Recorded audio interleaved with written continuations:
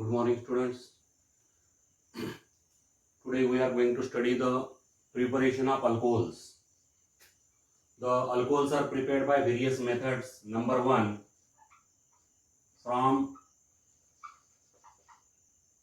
alkenes. From alkenes, we can obtain the alcohols by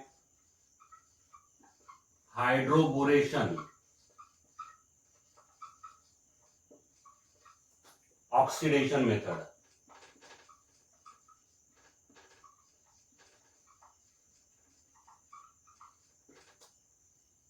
From alkenes, we can obtain the alcohols by hydroboration oxidation method. So this method involves two steps. First is the hydroboration and second is the oxidation.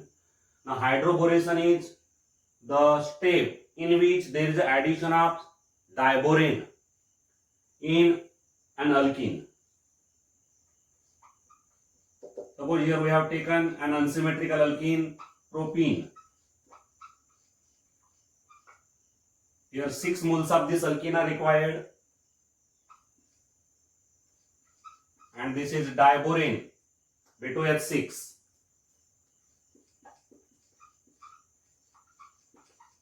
The addition of diborane in alkene takes place in a solvent such as tetrahydrofuran. Tetrahydrofuran is the solvent.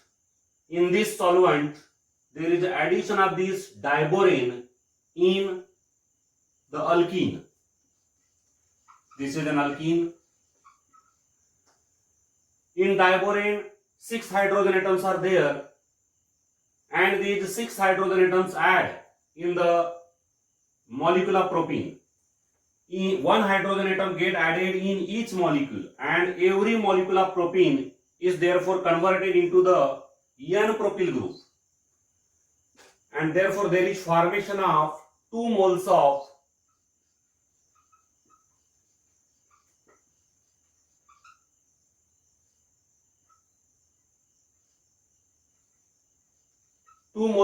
tri-N-propyl borane. This is tri-N-propyl borane. The addition reaction occur here. Diborane molecule get added in propene to form 2 moles of tri-N-propyl borane. Means in general there is a formation of trialkyl borane. This is a trialkyl borane. 2 moles of trialkyl borane are formed. Now in place of this R there is a N-propyl group, and therefore its name become tri-N-propyl borane. So there is formation of tri-N-propyl borane.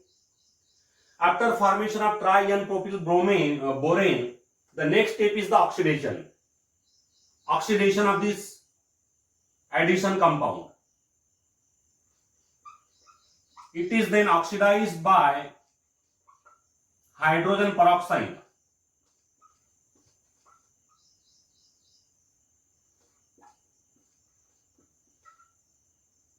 Hydrogen peroxide is the oxidizing agent here.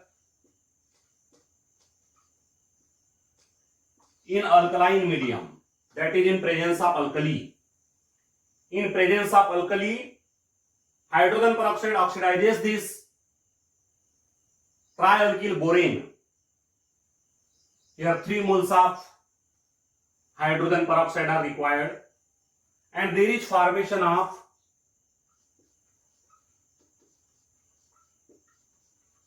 an alcohol. Here all these alkyl groups, N-propyl groups, are converted into alcohol, and this boron get converted into boron hydroxide.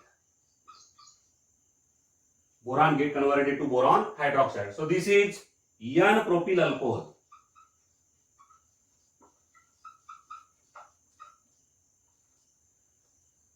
In the first step, that is the hydroboration step, there is a formation of trialkyl borane. Tri-N-propyl borane is formed here, and then that trialkyl borane, when oxidized by hydrogen peroxide in presence of alkali, there is formation of an alcohol. So overall, this step involves hydroboration oxidation, And this hydroboration oxidation involves the addition of H2O, that is the hydration. But this hydration occur opposite to the Markovnikov's rule. This addition occur opposite to the Markovnikov's rule, means it is according to the anti-Markovnikov's rule.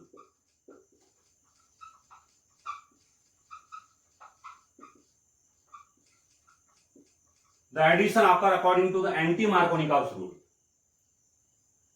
This is anti-Markovnikov's addition. Whenever the addition occur according to the Markovnikov's rule, the OH will attach to the carbon atom of alkene having the less number of hydrogen atoms. In case of propene, this OH will attach to the middle carbon to give propane 2-ol. But as this addition occur opposite to the Markovnikov's rule, that is according to the anti-Markovnikov's rule, there is formation of N-propyl alcohol where the OH is attached to the terminal carbon atom. So this is anti-Markovnikov's addition. So this is known as the hydroboration oxidation method. The hydroboration oxidation of alkenes gives the corresponding alcohols, but these alcohols are produced according to the anti-Markovnikov's addition. That is addition opposite to the Markovnikov's rule. So this is propene. Now if we take another example, ethene. Ethene is a symmetrical alkene. So this ethene also reacted with diborane in presence of tetrahydrofuran as a solvent. Then it will give 2 moles of ethylborane, triethylborane. This is triethylborane. In this step also, in each molecule of ethene, 1 hydrogen atom get added. In each molecule of ethene, 1 hydrogen atom get added, and every molecule of ethene is converted into the ethyl group. Ethyl group. Total 6 ethyl groups are formed, and these 6 ethyl groups form 2 moles of triethylborane. So this is triethylborane. After the formation of triethylborane, which is an example of trialkylborane, the next step is the oxidation step.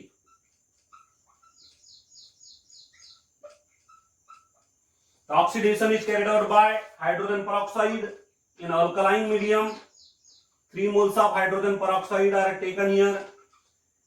This hydrogen peroxide oxidizes the triethylborane to give 3 moles of ethanol. And this boron gets converted to boron hydroxide. So ethanol is formed here. So in this way, from alkenes, we can obtain the corresponding alcohols by hydroboration oxidation. But what is the difference between the other methods which are applicable for the preparation of alcohols from alkenes and this hydroboration oxidation method? Here, the alcohol which is obtained, this alcohol is obtained according to the anti-Markovnikov's addition. It is the speciality of this method, hydroboration oxidation method. This method involves 2 steps. The name of first step is hydroboration, in which there is addition of diborane, boron compound, to give the trialkylborane, followed by the oxidation method, in which there is the oxidation of that trialkylborane to give the corresponding alcohol. Now the next method is by the reduction of carbonyl compounds.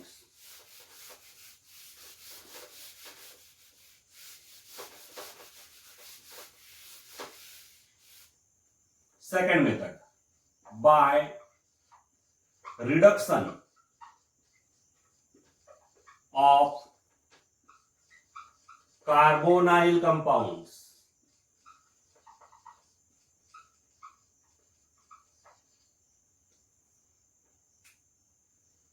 Carbonyl compounds are those compounds which contain the carbonyl group.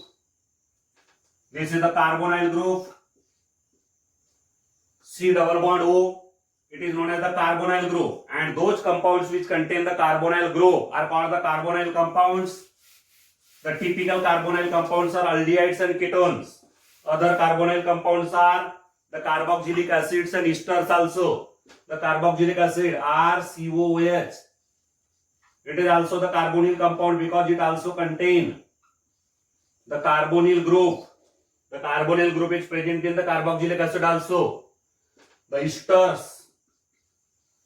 Esters are also considered as the carbonyl compounds because in the esters also there is a presence of carbonyl group. But the typical carbonyl compounds are aldehydes and ketones. Here, this is the carbonyl group, this is the carbonyl group. So aldehydes and ketones, these are the important carbonyl compounds, and by the reduction of these aldehydes and ketones we can obtain the corresponding alcohols. By reduction of aldehydes and ketones.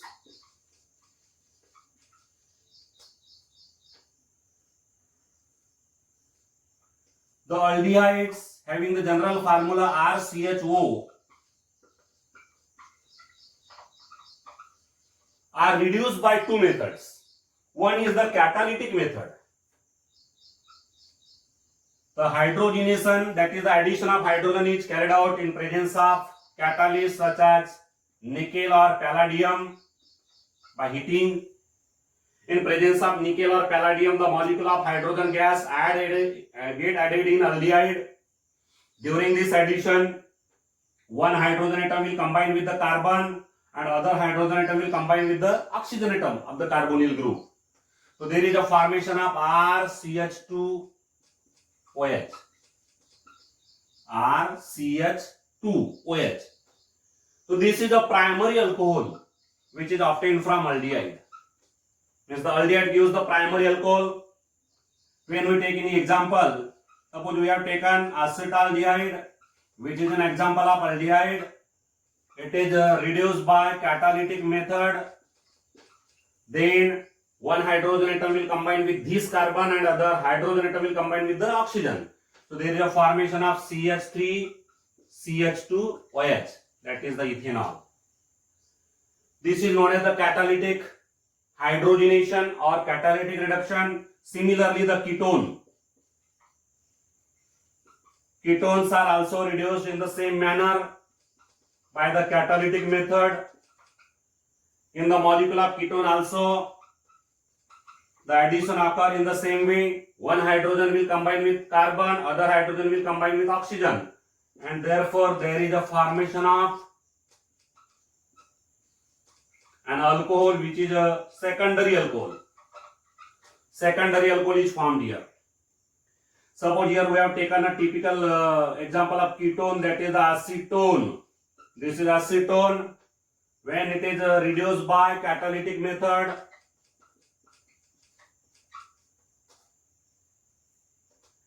hydrogen molecule get added and there is formation of an alcohol. Now this is a isopropyl alcohol, common name, and its IUPAC name is propane 2-OL. Propane 2-OL. Isopropyl alcohol. So in this way, by the reduction of aldehydes and ketones, we can obtain the corresponding alcohols. But this reduction is also possible by the other method. Here, now we can reduce the same aldehyde and ketone by the other reagent. That reagent is lithium aluminium hydride. When the aldehyde or the ketone is reduced by lithium aluminium hydride, after the action of lithium aluminium hydride, the next step is the action of dilute acid. Action of dilute acid means actually this reaction involves two steps. In the first step, the aldehyde is reacted with lithium aluminum hydride. Then whatever intermediate is formed, that intermediate is then reacted with dilute acid, H3O positive. Remember, H3O positive stands for H positive plus water.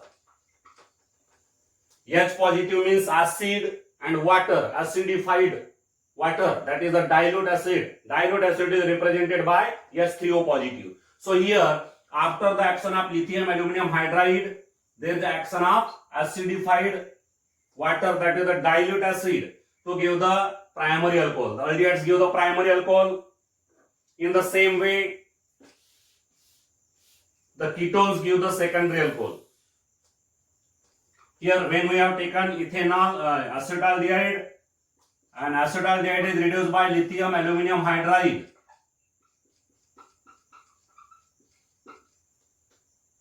There is a formation of ethanol. Acetaldehyde gives ethanol. Now the ketone, when the ketone is reduced by lithium aluminum hydride, LiAlH4, it is a very strong reducing agent and it is highly expensive, quite costly, highly expensive reagent, lithium aluminum hydride. So whenever we use lithium aluminum hydride, there are two steps. First step involves the action of lithium aluminum hydride on the aldehyde or ketone, and after the formation of the intermediate, that intermediate is then reacted with dilute acid, that is H3O positive, and there is a formation of secondary alcohol. The ketone gives the secondary alcohol. When we have reduced the acetone, acetone is a ketone. When it is reduced by lithium aluminum hydride, followed by action of dilute acid, there is formation of propanetol, propanetol, that is the secondary alcohol. So these are two methods. One is the catalytic reduction and other is the reduction by lithium aluminum hydride. But lithium aluminum hydride is a very expensive reducing agent. It is a strong reducing agent, but it is quite expensive. Now, here the advantage of using lithium aluminum hydride over catalytic reduction. There is an advantage of using lithium aluminum hydride as a reducing agent. When our aldehyde or ketone is unsaturated, here we have taken, suppose this is a unsaturated aldehyde. This is unsaturated aldehyde. Or if our ketone is unsaturated, this is the unsaturated ketone, unsaturated aldehyde, and this is unsaturated ketone. When our carbonyl compound is unsaturated and when it is reduced by lithium aluminum hydride,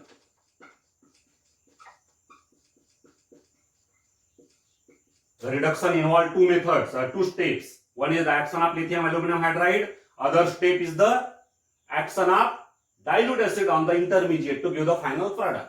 So here, what is the speciality of this reduction using the lithium aluminum hydride? This reagent reduces only the carbonyl group, only the carbonyl group. It selectively reduces the carbonyl group. But here, in this unsaturated aldehyde, there is a presence of carbon-carbon double bond. This carbon-carbon double bond remain unaffected. There is no reduction of the carbon-carbon double bond. But when the same compound will be reduced by the catalytic method, when it will be reduced by the catalytic method, then there is a possibility of reduction of the carbon-carbon double bond as well as the carbonyl group. Suppose it is reduced by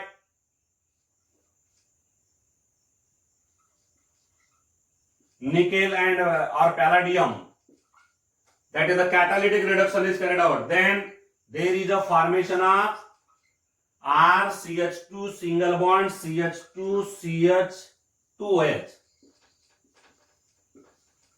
Means here reduction of both the groups, that is the carbon-carbon double bond alkene group as well as the carbonyl group. Both of these groups are reduced by the catalytic method. But speciality of the lithium aluminum hydride is it selectively reduces the carbonyl group. It doesn't affect the carbon-carbon double bond, unsaturation. Unsaturation remains, persists in presence of lithium aluminum hydride.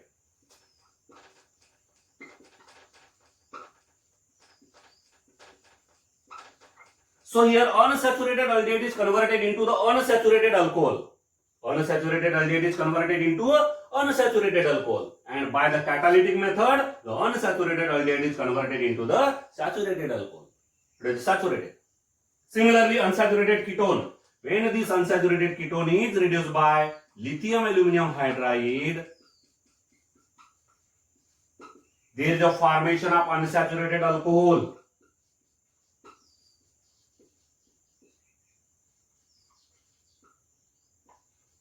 This is the unsaturated alcohol.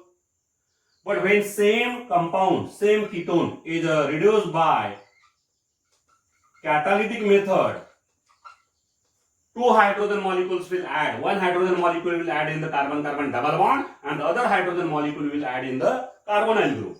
So there is a formation of saturated alcohol. Saturated alcohol is formed. So this is the basic difference between the use of lithium aluminum hydride and the catalytic reduction. Catalytic reduction reduces the unsaturation, that is the carbon-carbon double bond as well as the carbonyl group. But the lithium aluminum hydride selectively reduces only the carbonyl group. It doesn't reduce the carbon-carbon double bond. Here the unsaturation remains as it is. Unsaturation is unaffected in presence of lithium aluminum hydride. So for the conversion of unsaturated ketones and unsaturated aldehydes into the unsaturated alcohols, the best reagent is the lithium aluminum hydride. But if we have to convert the unsaturated aldehyde or unsaturated ketone into the saturated alcohol, then the reagent should be nickel, hydrogen in presence of nickel or palladium. That is, catalytic reduction will be preferred there. Catalytic reduction is preferred for the conversion of unsaturated aldehyde or unsaturated ketone into the saturated alcohol. And for the conversion of unsaturated aldehyde and unsaturated ketone into the unsaturated alcohols, the best reagent is the lithium aluminum hydride.